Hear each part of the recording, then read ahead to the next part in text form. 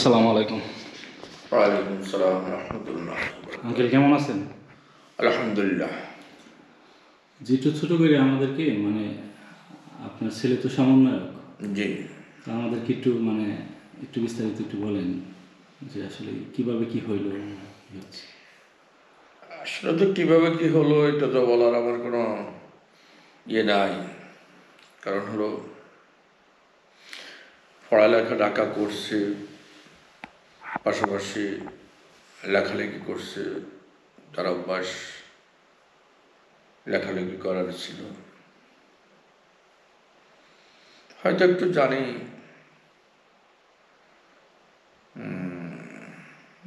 2020-21 থেকে একটা সংগঠন করতেছে, করবে, কথাবার্তা শুনতেছে, ছাত্রদেরকে নিয়ে একটু ইয়ে করছে। হয়তো পরবর্তীতে আমরা আসলে তো সে টাকা থেকে বাড়িতে বেশি আসতো না, যাক আন্দোলনের সম্পৃক্ততা ছিল এতটুকু জানছি। শেষ মুহূর্তে আরেকটু ভালো করে জানছি আন্দোলনের একটা সমাপ্তি ঘটল। পরবর্তী বিষয়টা সকলেরই জানা, এতটুকুই আমার। আচ্ছা আঙ্কেল, আরেকটা বিষয়, সেটা হচ্ছে আমরা তো নাহিদকে চিনি, আসিফকে চিনি, তারপরে হচ্ছে আপনার ওই খান তালাত মাহমুদকে চিনি, কিন্তু মাহফুজ তো ডিবি অফিসে তো সেদিন মাহফুজকে আমরা দেখি নাই, বা মাহফুজ আসলে কীভাবে সমন্বয়কের ভূমিকাটা পালন করলো, এটা তো আসলে আমরা আন্দোলনের আগে জানতামই না। আসলে বিষয়টা আমি যতটুকু বুঝি সবসময় বলতাম, বা আমি ফলাফল চালাই, আমি ফলাফলদেরকে অনেক কিছু শিখাই, ফলাফল আমার কাছে বুদ্ধি জ্ঞান নিতে আসে, এতটুকু জানতাম। কোনো কিছু আসলে আমাদের তেমন একটা জানার ছিল না। মাহফুজ আপনার এই সমন্বয় হওয়ার শুরুটা কিভাবে ছিল, যে ও পড়াশোনাটা কিভাবে, এখানে কি পড়াশোনা কোথায় কিভাবে কি করছে একটু? পড়াশোনা আমার এই বাড়ির সামনে যে মসজিদের পাশে আমি 2001 সালে একটা প্রতিষ্ঠান 2000 সালে একটা প্রতিষ্ঠান করি। তো মাহফুজ এবং মাহফুজের বড় ভাই 2001 সালে ক্লাস 1 থেকে পড়ালেখা শুরু করে। এই প্রতিষ্ঠানটা আমি নিজেই করছি 2008 সালে, 10 সালে। সেখান থেকে 8ম শ্রেণী থেকে তারা দুই ভাইয়ে একটা ফরিদগঞ্জ গল্লাক মাদ্রাসার মাধ্যমে এখানে পড়ালেখা করছে। ওখান থেকে 8-এ পরীক্ষা দেয়। 8-এ পরীক্ষা যে ডিসি যেটাকে বলা হয়, ওখানে এরা ছাত্রাবাস থেকে মেধা তালিকা 1-2 ছিল, এবং পরীক্ষার পরে তাদের ভালো একটা ফলাফল আসে, তারা দুইজনে ট্যালেন্টফুল বৃত্তি পায়। এরপরে আমি সিদ্ধান্ত নিই গল্লাক মাদ্রাসা তাদেরকে, ওখানে আবাসিক প্রতিষ্ঠান আছে, ওখানে তারা পড়ালেখা করবে। ওখান থেকে পড়ালেখা করি, তারা দাখিল পাস করলো। দাখিলের পরে আমি বললাম যে তোমরা ঢাকা পড়ো। আমি তামিলনাড়ুতে অনেক আগে একবার গেছি, তোমরা ঢাকা পড়ো, ওখানের পরিবেশ ভালো, পড়ালেখার পরিবেশ আছে। তারপরে তামিলনাড়ুতে আমি ভর্তি করাই দিই। তামিলনাড়ু থেকে তারা পড়ালেখা করে। পরবর্তীতে ঢাকা ইউনিভার্সিটির জন্য তারা ফোকাস কোচিং সেন্টারে পড়ালেখা শুরু করে। ওখানেও তারা ভালো একটা পারফরমেন্স তৈরি করে। ঢাকা ইউনিভার্সিটি ভর্তি পরীক্ষা মাহফুজ মেধা তালিকা 3 হয়, এবং মাহবুব আলম আমার বড় ছেলে, মেধা তারিকা। আচ্ছা আঙ্কেল, আরেকটা বিষয় আপনাদের ফ্যামিলিটা একটু জানি। তো ফ্যামিলিতে এখন আপনার মনে করেন কি মানে আপনার সদস্য বা ছেলে মেয়ে? আমার আলহামদুলিল্লাহ আমার ছেলে মেয়ে 7 জন। 7 জন? জি। আচ্ছা, ছেলে? আমার বড় ছেলে অস্ট্রেলিয়া থাকেন, এখন ছুটিতে আসছে, আবার এই তো যাবে। আর মাহফুজ হলো 2 নম্বর ছেলে। পরবর্তীতে 2 মেয়ে। তারা কি করে? 2 মেয়ে, একজন অনার্স কমপ্লিট করছে, আরেকজন অনার্স করতেছে। এটা কি ঢাকাতে নাকি মানে চাঁদপুর? হ্যাঁ, না, একজন ঢাকা, আপনার ঢাকাতে পড়ালেখা, দুজনে ঢাকা পড়ালেখা করছে, আচ্ছা করছে। বড় মেয়ে অনার্স করে কমপ্লিট, মাস্টার্স এখনো ভর্তি হয় না, আর মেজর মেয়ে অনার্স করতেছে। আচ্ছা। আর পরবর্তী হলো ছেলে, সে শর্ষিনা মানে মাদ্রাসা পড়ালেখা করে,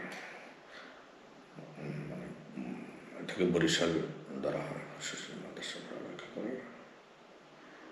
এরপর হলো আরেকটা মেয়ে, সে ফরিদ আহমদ ভূঁইয়ার কলেজ আবাসিক প্রতিষ্ঠান। এরপরে ছোট ছেলেটা হেফজু পড়ে, তা আবাসিক প্রতিষ্ঠান।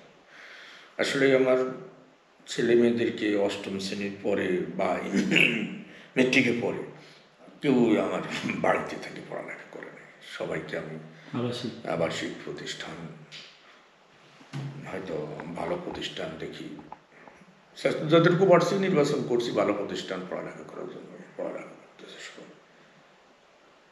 এ হলো মাহফুজের পড়ালেখার পরিচয়। এই হলো। তো মাহফুজ তো মানে আন্দোলনের মানে একটা আমাদের যে প্রধান উপদেষ্টা সাহেব, উনি তো আপনার বলছে যে মাহফুজ মাস্টার মাইন্ড। আসলে এটা কেন বলছে? এটা কি মানে আপনারা? আসলে এই বিষয়টা প্রধান উপদেষ্টা সাহেব ওনার বিশ্লেষণ থেকে উনি বলতে পারে, বা ওনার মনের আবেগ থেকে বলতে পারে। আমি অতটুকু বিশ্লেষণ করে বা বলবো না। তবে একটু বিষয় হলো, মাহফুজ প্রায় বলতো, আব্বা পোলাপাইন আমার কাছে আসে, বুদ্ধি নেয় আমার থেকে, আমার অনেকগুলা পোলাপাইনরা একসাথে এই চলি, এরকম কথা, অন্য কিছু না। আর আন্দোলন যখন শুরু হয়েছে, মাহফুজ আন্দোলন করে সবার সাথে, যদিও মাঠে না নামে, সবার সাথে আলোচনা বা পরামর্শ, এরকম আমাদের কাছে ইনফরমেশন করছে, এতটুকু, অন্য কিছু না। তো আঙ্কেল মানে আপনার মাহফুজ তো আপনার এখন বর্তমানে প্রধান উপদেষ্টার সহকারী মনে হয়, আপনার প্রেস সচিব নাকি কি জানি, সহকারী। তাকে তো উপদেষ্টাই এখন, সে তো এখন উপদেষ্টা। তার প্রধান উপদেষ্টার সাথে প্রথম তো তাকে এই প্রধান উপদেষ্টার বিশেষ সহকারী হিসাবে নিয়োগ দিছে, পরে তাকে তো উপদেষ্টাই বানাইছে। আচ্ছা। এলো আমার যতটুকু বুঝি। তার পারিবারিক বিয়ে শাদী বা ব্যাপারটা কি মানে? বিয়ে করাইছে, যত 2.5 মাসের মতো হয় বা 3 মাসের মতো হয়েছে, বিয়ে করছে। কোথায় সেটা? ঢাকা একটা সম্ভ্রান্ত পরিবারের, ঢাকা জেলার ভিতরে? ঢাকায় ওনারা বসবাস করে। 2 তারিখ 2 মে? না না, 2.5 মাস হয়, আমার তো পুরো ক্লিয়ার নাই আর মাসটা।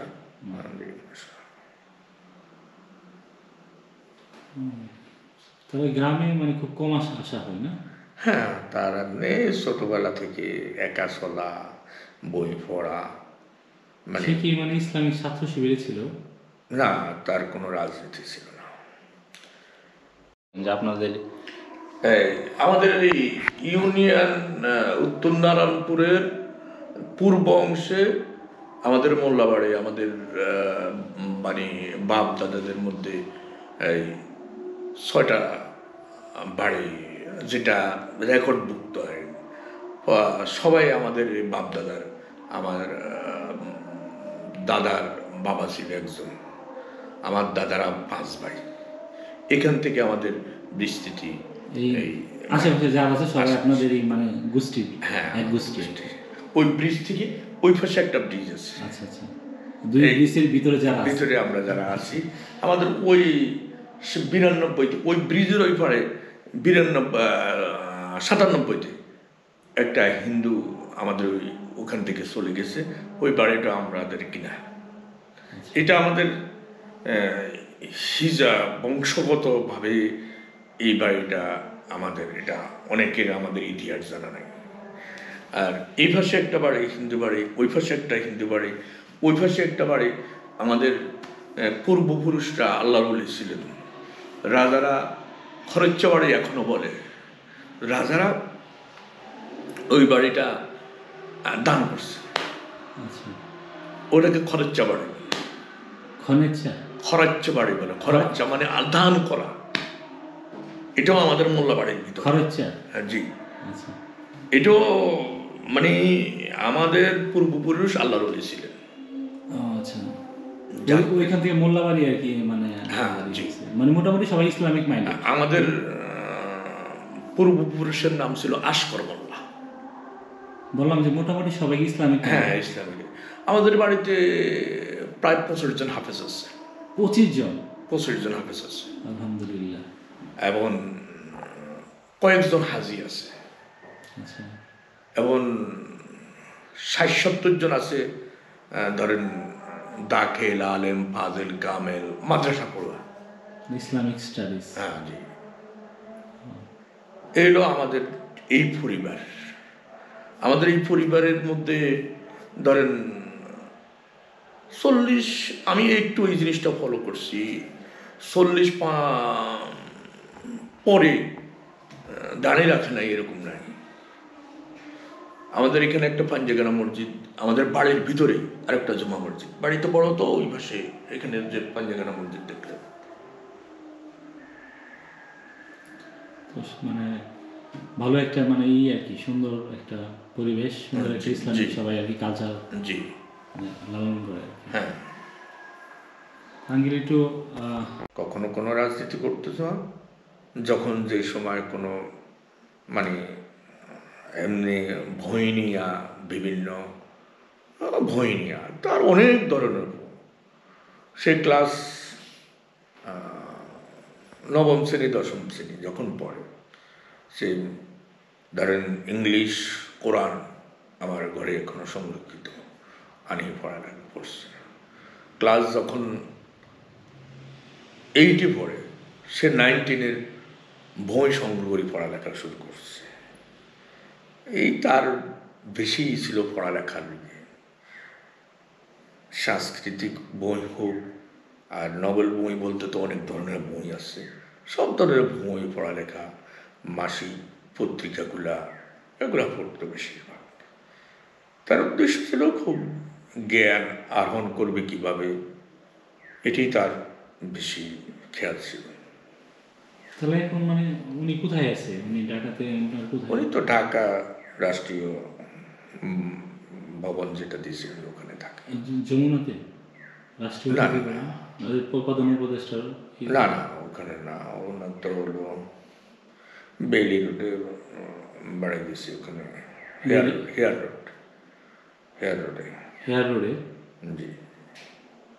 আপনারা কি লাস্ট গেছিলেন কতদিন আগে? আমি আসলে আজকে 15-20 দিন আগে আসছি ওই বাসা থেকে। 15-20 দিন হয়। মানে ছেলের সাথে থাকেন তো? গেলে ওখানে থাকি, আমাদের তো আসলে এখানে থাকি, আমি ব্যবসা করি, ওখানে তেমন যাওয়া পড়ে না। গেলে ওখানে তো থাকি, যেহেতু ছেলে আছে ওখানেই থাকি। ওইখানে তো মানে আপনার নর্মালি তো মানে অনেক সিকিউরিটি আছে না, মানে অনেক অতিরিক্ত। হ্যাঁ, অনেক মানে স্বাভাবিকভাবে তো আর কেউ এখানে মানে প্রবেশ করার কোনো সুযোগ নেই। হ্যাঁ, এটাই তো। মানে ওইখানে আপনার গেলে মানে ওই মানে এটা কিভাবে হয় যে এটা হলো প্রাথমিক সময় তো আমাকে হয়তো চিনতো না, এই সময় হয়তো আচ্ছা আচ্ছা জিজ্ঞাসাবাদ করতো, জিজ্ঞাসাবাদ করি একটু কনফার্ম হইয়া ঢুকতে দিছে। এরপরে মোটামুটি সবাই পরিচিত হয়েছে। আমি 2-3 বার গেছি ওখানে। আচ্ছা।